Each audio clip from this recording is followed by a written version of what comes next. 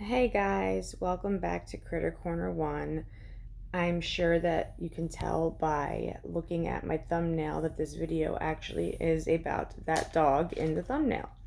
Her name is Baby.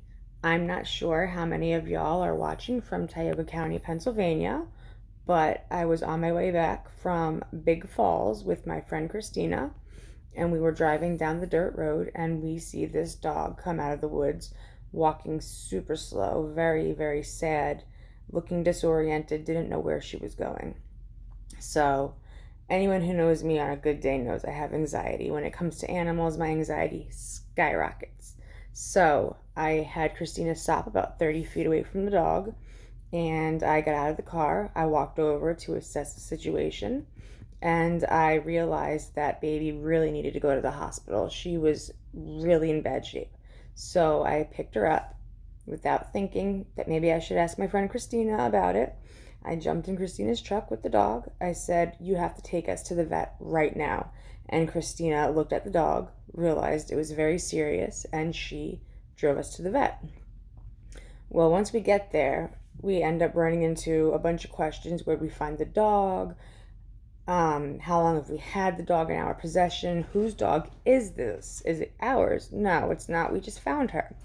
There was no microchip when they scanned the dog, so they had no way to find the owner. Luckily, the dog had a collar with tags on and it had the vet's name that that dog goes to. So they called that vet, they gave the registration number off the tag, and the vet gave them the owner's information. So the vet that we took Baby to called the owner, and the owner was an elderly gentleman. Once he found out how much it cost, he told them to put the dog down because he could not afford the surgery or the procedure to remove at least 100 plus porcupine quills out of this poor dog. So the vet came out and told my friend Christina and I about this. And after about 2 minutes of Christina and I discussing it, we asked the vet to call the owner back, and we told the owner that we would pay for the procedure in full. We did not want him to pay us back. We just wanted him to promise that when the dog was ready to come home, he would pick her up and take care of her. He was extremely thankful, thanked us 100 times. He just couldn't express his gratitude enough. So after that, we took the dog back and they put her to sleep so that they could do the procedure. And I stayed there with my friend Christina for over an hour in the back, just watching the dog have these quills removed from her.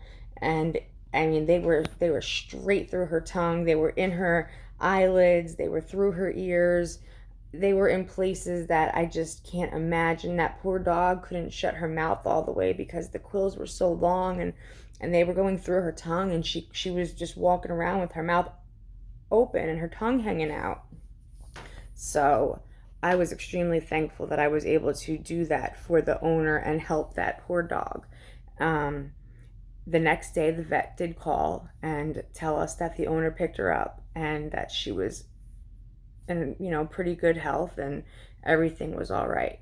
But that's just one of the stories of my few rescues. And if it wasn't for my friend Christina and her patience, because Lord knows it takes a lot of patience to tolerate me, especially when it comes to an animal situation, she did an awesome job helping me help this dog. And she didn't have to go half with me on the procedure. I would have covered it in full myself, but since she was as much of an animal lover as I am, we had no problem splitting the bill. So that dog, I know she's an older girl. I'm pretty sure she's passed by now, but I do hope that after she had her procedure done and her owner picked her up, that he did take good care of her and provided a really great rest of her life.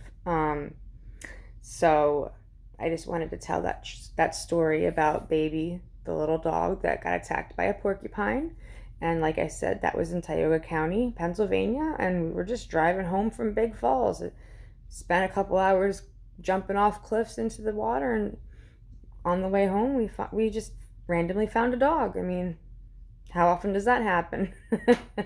Sometimes it just gets to be where I feel like animals find me on purpose. They're put in front of me just so I can help them. This video that I'm making is today, but that picture that I have made in this thumbnail was taken about 7 years ago. So my journey with saving and rescuing animals has started a long time ago, and she was not my first. Anyway, thanks for tuning in. If you haven't already, please like and subscribe. Feel free to leave a comment, and you can follow me on Instagram at CritterCorner1. Thank you, and I hope y'all have a great rest of your weekend.